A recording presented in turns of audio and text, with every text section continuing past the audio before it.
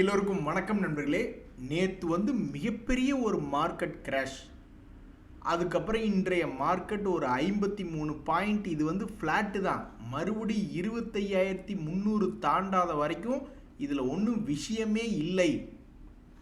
மிகப்பெரிய அளவில் ஃபால் நடக்குது அப்படின்ற மாதிரி இருந்ததுன்னா, இப்படி ஃபாலாக இருக்கக்கூடிய மார்க்கெட்டில் நம்ம ஷேர் மார்க்கெட்டில் எப்படி சக்ஸஸ் பண்ணலாம், அதனுடைய மந்திரம் என்ன அப்படின்றதான் இப்போ இந்த வீடியோவில் முதல்ல முக்கியமான ஒரு விஷயமா நம்ம பார்க்க போகிறோம். இதுக்கு முன்னாடி எப்படி சம்பாரிச்சிருக்காங்க, ஷேர் மார்க்கெட்டில் சம்பாதிக்காமல் அதில் பணத்தை காட்டாமல் யாராவது ஸ்டாக் மார்க்கெட்டில் இருக்க முடியுமா? முடியாது. ஸோ இதுக்கு முன்னாடி நடந்த மார்க்கெட் கிராஷில் எப்படி சம்பாரிச்சிருக்காங்க அப்படின்றது இப்போ நம்ம ரொம்ப வேகமாக பார்க்க போகிறோம். ஸோ 200 டேஸ் மூவிங் ஆவரேஜ் கீழே போன வருஷத்தில் ஒரே ஒரு முறை தான் வந்திருந்தது. அதாவது எந்த பீரியட்னு பார்த்தீங்கன்னா 2025க்கு அப்புறம் அந்த ஜனவரி, பிப்ரவரி, மார்ச் 3 மாதங்கள் தான் 200 டேஸ் மூவிங் ஆவரேஜ் கீழே இருந்தது. அதுக்கப்புறம் மேல் நோக்கி வந்துட்டான். ஸோ ஆல்மோஸ்ட் பல்வேறு பங்குகள் கிட்டத்தட்ட ஒரு 30-40% மேலே இறங்கி இருந்த பங்குகள் மறுபடியும் 50%, 100% ஏறிடுச்சு. அதனால் பல ட்ரேடர்கள் இப்போதைக்கு என்ன கற்பனை பண்ணி பார்க்குறாங்கன்னா, சரி ஓகே 200 டேஸ் மூவிங் ஆவரேஜ் கீழே பெருசாக விழுந்தாலும் சரி, அல்லது இப்படியே சில நாட்கள் இருந்தாலும் சரி, அல்லது கொஞ்சம் தூரம் கீழே போயிட்டு மேலே ஏதோ ஒன்று பண்ணிட்டோம். அது எத்தனை நாள் அப்படின்றதெல்லாம் நம்மளுக்கு தெரியாது. அவ்வளவு நாள் பண்ணிய பிறகு மறுபடி தன்னுடைய பழைய கையை தொட்டால் கூட பல்வேறு பங்குகள் 30-40% ஏறிடுமே.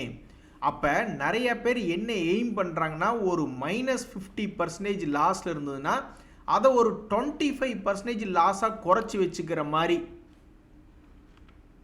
ஏதாவது ஆவரேஜ் பண்ண முடியுமா அப்படின்னு சில பேர் பார்த்துக்கிட்டு இருக்காங்க. சில பேர் 200 டேஸ் மூவிங் ஆவரேஜ் கீழே இருந்தாவே அது கஷ்டம்தான், அதனால் ஹெட்ஜிங் தொடரட்டும், ஹெட்ஜிங் பண்ணி நஷ்டத்தை குறைச்சக்கூடிய வேலை தொடரட்டும் அப்படின்றாங்க. ஸோ இப்போ நம்ம வேலையெல்லாம் என்னென்னா, 2022க்கு அப்புறம் எத்தனை முறை 200 டேஸ் மூவிங் ஆவரேஜ் கீழே வந்துச்சு, அந்த 200 டேஸ் மூவிங் ஆவரேஜிலேருந்து எவ்வளவு பர்சன்டேஜ் கீழே வந்துச்சு அப்படின்றதா இப்போ நம்மளுடைய கேள்வி. ஸோ பிப்ரவரி சமயங்களில் 2025 ஒரே ஒரு முறை 3 மாதம் 200 டேஸ் மூவிங் ஆவரேஜ் கீழே இருந்திருக்கான். அதில் ஒரு 2000 பாயிண்ட்டுகள் பக்கம் இறங்கியிருக்கான். ஸோ ஒருவேளை இது இந்த இடத்துல அப்படியே நடக்குது அப்படின்னா, மறுபடியும் ஒரு 3 மாதங்கள் ஒரு 2000 பாயிண்ட் இறங்குது அப்படின்னா 22,800 இது வருமா அப்படின்ற ஒரு கேள்வி. அங்கே வந்ததுக்கப்புறம் மறுபடியும் ரெக்கவரி ஆகுமா? என்னப்பா அதுக்கு முன்னாடி நீ இறங்கவே இல்லை, 2024லாம் சுத்தமாக நீ இறங்கவே இல்லை, 2025 தானா? அப்போ 2023க்கு போனோம்னா ஒரே ஒரு முறை தான். ஸோ நம்மளுக்கு டேட்டா ரொம்ப கம்மியாக இருக்கிறது. ஸோ 2023 விட்டுருவோம். 2022 பார்த்தீங்கன்னா ஒரு முறை, 2 முறை, 3 முறை அப்படின்ற 3 முறை மட்டும் 200 டேஸ் மூவிங் ஆவரேஜ் கீழே நிஃப்டி என்பது போயிருக்கு. அதுலேயும் பெருசாக ஒன்றும் இல்லை, எல்லாம் ஒரு 1500 பாயிண்ட் 1500 பாயிண்ட் 1500 பாயிண்ட் மாதிரி தான் இறங்கியிருக்கு. ஒவ்வொரு முறையும் அவன் பெருசாக சம்பாதிச்சு கொடுக்கறதுக்கு தான் முயற்சி பண்ணியிருக்கான். அதனால் நண்பர்களே, ஷேர் மார்க்கெட்டில் சக்ஸஸ் மந்திரம் என்னவென்றால், பெரிய அளவில் இறங்கிறது நம்மளுக்கு சம்பாரித்து கொடுக்கறது தான். என்ன ஒரு விஷயம், நம்மளுக்கு இறங்கும் பொழுது ஒரு -50% நஷ்டத்தில் இருந்தால் அந்த நஷ்டத்தை ஏதாவது ஒரு ஏவரேஜ் வகையில் பண்ணி ஒரு நல்ல கம்பெனியாக இருக்கும் பட்சத்தில் அது ஒரு 25% நஷ்டமாக கொண்டு நிறுத்தணும். ஏன் அப்படின்னா, ஒவ்வொரு முறையும் நம்மகிட்ட கணக்கு இருக்குது. நிஃப்டி லோ லெவல்லேருந்து திரும்பி ஹை லெவலுக்கு போனால் பல்வேறு பங்குகள் 50%க்கு மேலே ஏறி இருக்கா அப்படின்ற தகவல். நீங்கள் ஏதாவது ஒரு பங்கு மனசில் நினச்சிங்களா? ஏதாவது ஒன்று நினச்சிங்க. நம்ம இந்த இடத்துல இருந்து நம்ம இது வரைக்கும் செக் பண்ணி பார்ப்போம். எனக்கு தெரிஞ்சு இருக்கிறதுலே மோசமாக விழுந்தது இந்த இண்டஸ்இண்ட் பேங்க் அப்படின்ற ஒரு பங்கு ஒரு முறை விழுந்திருந்தது. அதுக்கப்புறம் டாடா ஸ்டீல் போன்ற பங்குமே கீழே விழுந்திருந்தது. ஸோ அந்த 2 பங்குகளுமே போன வருடம் மார்ச் மாதத்திலிருந்து என்ன ஆனார்கள். இந்த இண்டஸ்இண்ட் பேங்க் என்ன பண்ணியிருக்குன்னா, போன வருஷம் மார்ச் மாதத்துலேருந்து மார்க்கெட் ஏறி வந்த பொழுது 49% ஏறி வந்திருக்கான்.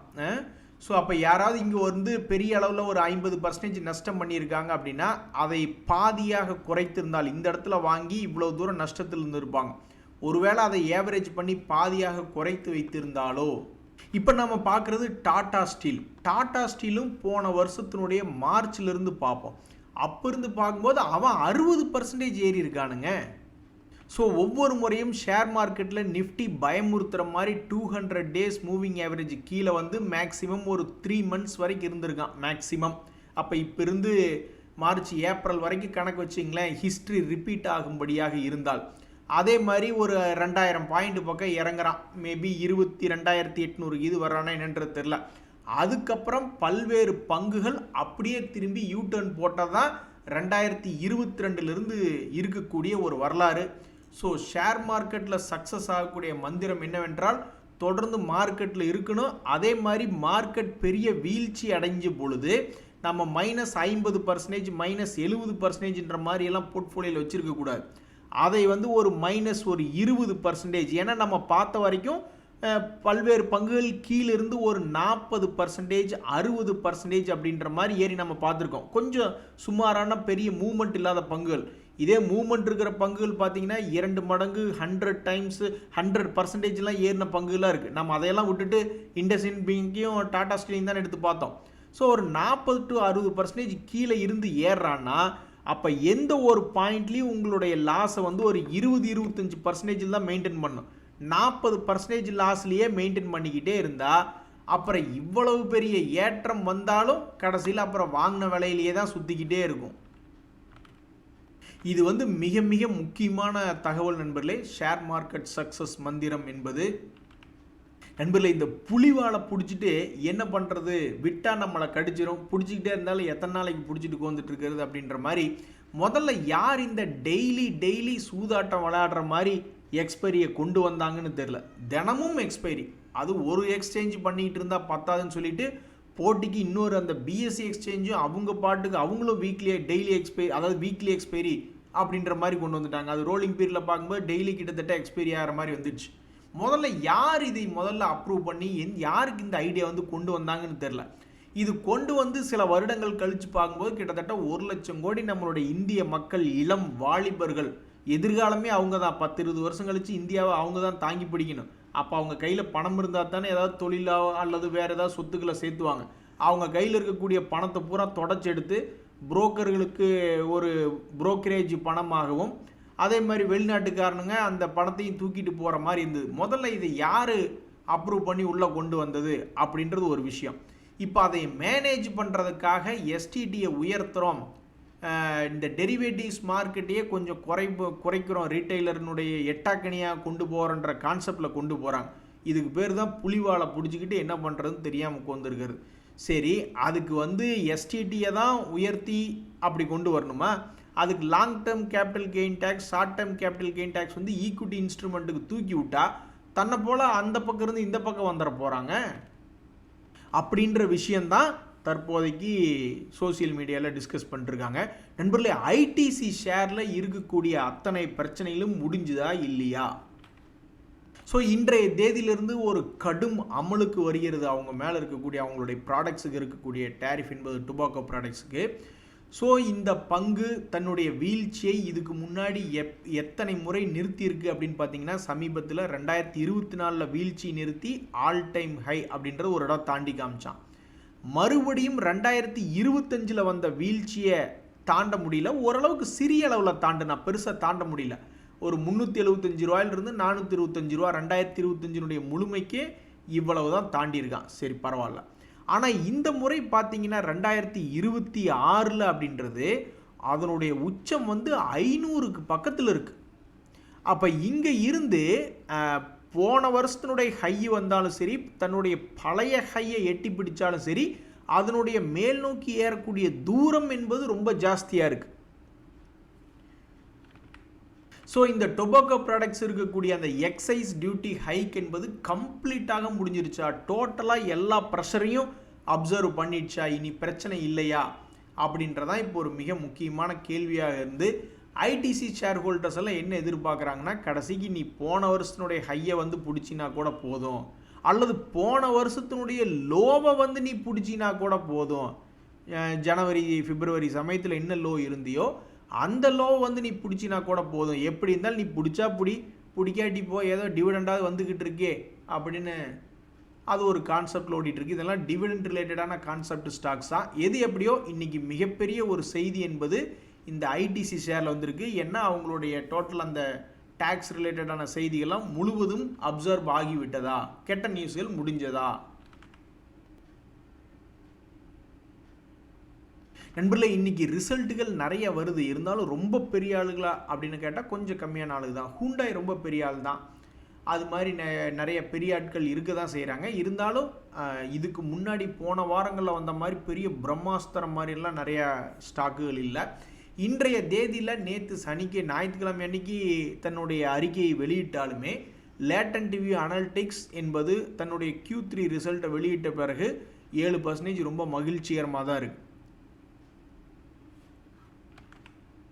என்னை ஏன்டா தொடர்ந்து அடிச்சுக்கிட்டே இருக்கீங்க அப்படின்ற மாதிரி பாவம் இந்த BDL அப்படின்ற ஷேர் ரிசல்ட்டை ஒரு காரணமாக வச்சுக்கிட்டு 7% இறங்கிட்டா. இந்த க்ளீன் சயின்ஸ் க்ளீன் போல்டு ஆகிக்கு வந்திருக்கான். தலையில் ஒரு பெரிய துண்டை தான் போட்டுக்கு வந்துக்கணும் போல். இந்த க்ளீன் சயின்ஸினுடைய குவார்ட்டர்லி ரிசல்ட்ஸ் என்ன சொல்லுகிறதுனா, ஏறுமுகமாக அவன் தன்னுடைய லாபமாக இருக்கக்கூடிய ஒரு கம்பெனி தான். 52 கோடியிலிருந்து அவன் 75 கோடி 80 கோடி வரைக்கும்லாம் வந்திருக்கான். அதுக்கப்புறம் மறுபடியும் 52 கோடி மறுபடியும் பழைய இடத்துலையே போய் நிறுத்தின என்ன, இப்படி இருந்தால் என்னையா பண்ணுறது அப்படின்ற மாதிரி அந்த பங்கினுடைய விலை இப்போ எவ்வளவு மோசமாக இறங்கியிருக்குன்னா கதறி அழுகிற அளவுக்கு மோசமாக இறங்கியிருக்கு. இதுக்கு முன்னாடி அவன்லாம் பெருசாக இறங்கினா ஏறிக்கொண்ட ஒரு வேலையை தான் பார்த்துக்கிட்டு இருந்திருக்கான் 2023லிருந்து. இப்போ தான் சமீபத்தில் 2025 செப்டம்பர் மாதத்துக்கு அப்புறம் ஏதோ ஒரு பெரிய குரூப் பெரிய வால்யூம் ஒன்று பண்ணியிருக்கு. அதுக்கப்புறம் தொடர்ந்து இறங்குமுகமாகவே தான் இருக்குது. என்னைக்கு இந்த லூஸ் மோஷன் நின்று ஓரளவுக்கு டைட் ஆகும்னு தெரியல. தற்போதைக்கு இந்த பங்கு ஃபண்டமெண்டலாக பெரிய சேஞ்ச் இல்லாமல் ஒரு நஷ்டமடையக்கூடிய கம்பெனியாக மாறாமல் இருக்கே அப்படின்றது ஒன்று தான் நிம்மதி. ஐபிஓ பற்றிய செய்திகள் எதுவும் இல்லைங்க நண்பர்களே. ஆனால் என்ன ஒரு செய்தி பார்த்துட்டு இருந்ததுன்னா, திடீர் ட்விஸ்ட் அப்படின்ற மாதிரி நம்ம ரஷ்யா கிட்ட ஆயில் வாங்குறதா பிரச்சனையா அல்லது எதையுமே பண்ண விட போக மாட்டாங்களா எதிர்காலத்தில் அப்படின்றது தெரில. பட் இப்போ என்ன ஒரு நியூஸ் நான் படித்தேன்னா, ஹிந்துஸ்தான் ஏரோநாட்டிக்ஸ் வந்து ரஷ்யாவினுடைய ஒரு நிறுவனத்தினுடன் சிவில் கம்யூட்டர் ஏர்கிராஃப்ட் ப்ரொடக்ஷனுக்கு ஒரு மெமரண்டம் ஆஃப் அண்டர்ஸ்டாண்டிங் போட்டிருக்காங்க அப்படின்ற ஒரு தகவல். இது வந்து ட்ரம்ப் அவர்களுடைய கண்ணில் படாமல் பாதுகாக்கணும். எப்படி இருந்தனா இப்படி ஆயிட்டேன், இல்லை இந்த மாடுலேஷன் நான் எதிர்பார்க்கலாம், வேறு மாதிரி சொல்லணும். எப்படி இருந்தனா இப்படி ஆயிட்டேன் அப்படின்ற மாதிரி. இந்த எஸ்டிடி வர்றதுக்கு முன்னாடி கொளுத்து செல்வ கொழிப்புகளாக இருந்த இந்த பிஎஸ்சி, ஏஞ்சல் ஒன், க்ரோ போன்ற பல்வேறு பங்குகள் நேற்று எஸ்டிடியினுடைய காரணமாக பல்வேறு இறங்கிடுச்சு. அது எப்படி தானுங்களோ என்ன கான்செப்டோ இன்றைக்கி எடுத்து பார்க்கும்போது சில பேர் ஏறி இருக்காங்க. பிஎஸ்சியை பொறுத்த வரைக்கும் சரி எப்படி இருந்தாலும் என்ன எஸ்டிடிஏன்னா எனக்கு என்ன வந்தது, ட்ரேட் பண்ணுறவங்ககிட்ட நம்ம கமிஷன் வரப்போகுது அப்படின்ற கான்செப்டில் இது ஏற்றுறாங்க. அப்படியே பார்த்தாலும் இந்த க்ரோவை 5%, இது வந்து புரோக்கிங்கில் ஒரு செக்டர் லீடராக இருக்குது. க்ரோவை 5% இறக்கி விட்டுட்டு ஏஞ்சல் ஒன்றை 1% ஏற்றி விட்டுருக்காங்கன்னா இது என்ன கான்செப்டு என்ன அப்படின்றது புரியல. பட் எது எப்படியோ எப்படி இருந்தனா இப்படி ஆகிட்டேன் அப்படின்னு இந்த க்ரோவை மட்டும் போய் கீழே போகிறேன்னு சொல்லி அடி வெளுத்து விட்ருக்காங்க இன்றைக்கி 5%. ஒரு ஃபேமஸான டைலாக் இருக்குது, கூட்டி கழிச்சு பாரு கணக்கு சரியாக வரும் அப்படின்ற மாதிரி. இந்த Tata motor passenger vehicle first time இவனுடைய பர்ஃபார்மன்ஸை காமிச்ச பிறகு ஒரு 4-5 மாதம் கழித்து மேல் நோக்கி ஏறி வந்திருக்கு இந்த டாடா மோட்டர்ஸ் பேசஞ்சர் வெஹிக்கிள் அப்படின்றது. ஸோ பர்ஃபார்மன்ஸ்னால் மேல் நோக்கி வந்திருக்கக்கூடிய இந்த டாடா மோட்டர் இன்னுமே 358 ரூபா இருக்கும். ஸ்ப்ளிட் ஆனதுக்கப்புறமே 420, 430, 420 ரேஞ்சிலலாம் பார்த்தா தான் இந்த டாடா மோட்டர்ஸ் பேசஞ்சர் வெஹிக்கிள். அதுக்கப்புறமே இப்போ 358 ட்ரேட் ஆகிட்டு இருக்கான். ஆனால் இந்த டாடா மோட்டர் கமர்ஷியல் வெஹிக்கிள், இப்போ டாடா மோட்டர்ஸ் முதல்ல வந்து பிரிஞ்சதுக்கப்புறம் டிஎம்சிவின்னு சொல்லுவீங்க, இப்போ டாடா மோட்டர் தான் அதனுடைய பேரே. ஸோ டாடா மோட்டர்னால் டாடா மோட்டர் கமர்ஷியல் வெஹிக்கிளை தான் குறிக்கிறது. இந்த டாடா மோட்டர் கமர்ஷியல் வெஹிக்கிள் வந்து லிஸ்டிங் ஆன சமயத்தில் உங்களுக்கு பார்த்தீங்கன்னா நவம்பர் 12 வெறும் 329 ரூபாயிலிருந்து 435 ரூபா வந்திருக்கு. ஸோ 1200 ரூபா ரேஞ்சில் டாடா மோட்டர் ஒட்டுக்கா இருந்தப்போ இருந்த ரேஞ்சுக்கு ஒரு 1000 ரூபாய்க்கு பக்கத்தில் வந்தால் கூட மகிழ்ச்சி தான். அப்போ இவன் ஒரு 435 ரூபாயில் இருக்கக்கூடிய ஒரு 450 ரூபாயின்னு ரவுண்டு பண்ணிக்கிங்க. ஸோ அது வந்து ஒரு 550 ரூபா இந்த டாடா மோட்டர் பேசஞ்சர் வெஹிக்கிள் வந்துடுச்சுன்னா கூட்டி கழிச்சு கணக்கு பார்த்து கடைசியில் ஒரு 1000 ரூபாய்க்கு பக்கத்தில் இந்த 2 பங்குகளும் சேர்ந்து வந்துடுச்சுன்னா ரொம்ப மகிழ்ச்சிகரமாக இருக்கும். ஸோ மிக உன்னிப்பாக மிக ஃபோக்கஸில் இருக்கக்கூடிய பங்குகளில் இந்த டாடா மோட்டார்ஸ் பேசஞ்சர் வெஹிக்கிள் அப்படின்ற பங்கினுடைய செய்தி. ஏன்னா நேற்று தான் அவங்களுடைய சேல்ஸ் அப்படின்ற டேட்டா வெளியிட்டிருந்தாங்க. இந்த சமயத்தில் நண்பர்களே பட்ஜெட்டை பற்றி பேசுகிறதுக்கு எதுவும் இல்லை அப்படின்ற மாதிரி தான் நம்மகிட்ட நியூஸ் இருக்குது. ஏன்னா பட்ஜெட் நல்லா இருந்தது, இத்தனை செக்டர் வந்து 10% ஏறி இருக்கான், 20% ஏறி இருக்கான்னா நிறைய செய்திகள் அதில் வாசிக்க வேண்டியது இருக்குது. ஆனால் நேற்றைய அனுபவம் எப்படி, பட்ஜெட் வாசிக்க நேற்று ஏறிய பங்குகள் இந்த ஆனந்த்ராஜ் நெட்வொர்க் டேட்டா சென்டர் ஓரியன்டாக, ஈஸ்மை ட்ரிப் வந்து அந்த டூரிசம் ரிலேட்டடாக, மினரல்ஸ் ரிலேட்டடாக ஜிஎம்டிசி டிஎம்டிசி, அப்புறம் டெக்ஸ்டைல் ரிலேட்டடாக இந்த ட்ரைடன்ட் கோகுல்தாஸ். ஸோ இதில் இந்த நெட்வெப் என்பது 4% இறங்கி கிடக்கு, இந்த ஆனந்த்ராஜ் என்பது 4% ஏறி இருக்கு. ஸோ இவங்க குரூப்லேயே 2ல் 1 அவுட்டு.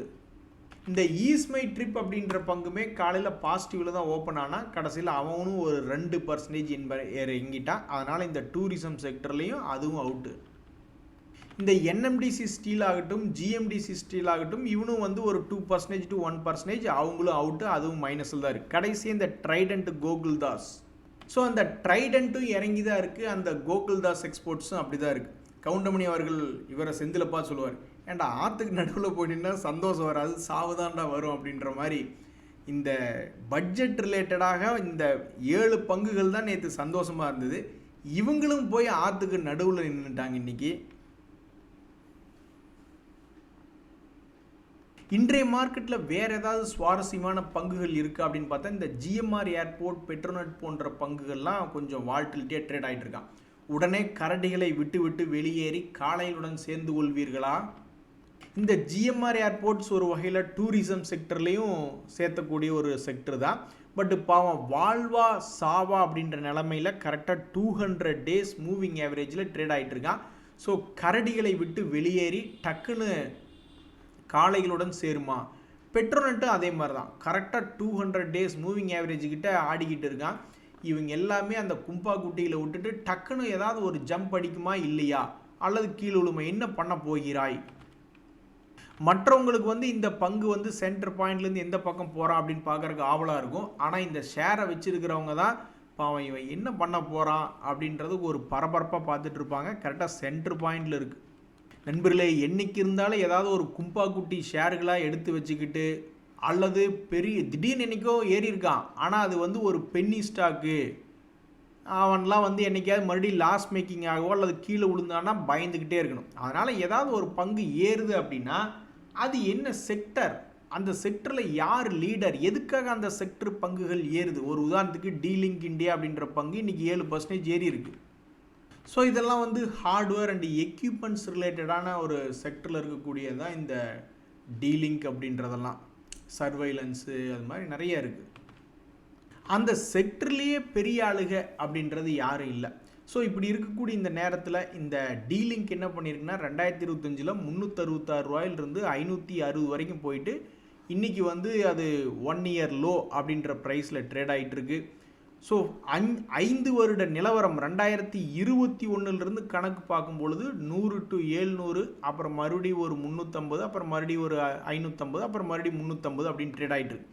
இந்த பங்கினுடைய லாப நஷ்டங்கள் அப்படின்னு பார்த்தீங்கன்னா 2022 ஒரே மாதிரி தான், கடந்த 3 வருடமாக ஒன்றும் வளர்ச்சியே இல்லை பெருசாக லாபத்தை பொறுத்த வரைக்கும். ஸோ என்றைக்குமே எந்த பங்காவது ஏறுது, ஆனால் அது செக்டர் ஒரு சின்ன கம்பெனியாக இருக்குன்னா அந்த செக்டரில் பெரிய ஆளுக இருக்காங்களான்னு தான் பார்க்கணும். இல்லைன்னா என்றைக்காவது நம்மளை ஒரு பேரதிர்ச்சியில் கொண்டே உட்கார வச்சுருவாங்க. அதே சமயம் தடையை மீறி ஏறக்கூடிய பங்குகளாக இன்றைக்கி லேட்டன் டிவிலாம் பாருங்கள், அவனும் இதே மாதிரி தான் 52 வீக் லோ பக்கத்தில் போய் விழுந்தான். ஏர்னிங் சீசன்ஸ் நியூஸை வச்சுக்கிட்டு அவன் பாட்டுக்கு 350லேருந்து இப்போ 450 ஒரு ஷேருக்கு 100 ரூபா ஏறி தடையை மீறி ட்ரேட் ஆகக்கூடிய ஒரு பங்காக இருக்கிறது. இந்த மாதிரி இருக்கும்போதும் பிரச்சனை இருக்காது. ஸோ நண்பர்களே, இப்படித்தான் நடக்க போகுது. ஸோ இப்போ நம்ம என்ன பார்த்துக்கிட்டு இருக்கோம்னா ஒரு ஃபால் நடந்துக்கிட்டு இருக்குது 200 days மூவிங் ஆவரேஜுக்கு கீழே. மேக்ஸிமம் 2022 கணக்கு பார்க்கும்போது 3 மாதங்கள் மட்டும்தான் கீழே இருந்திருக்கான்.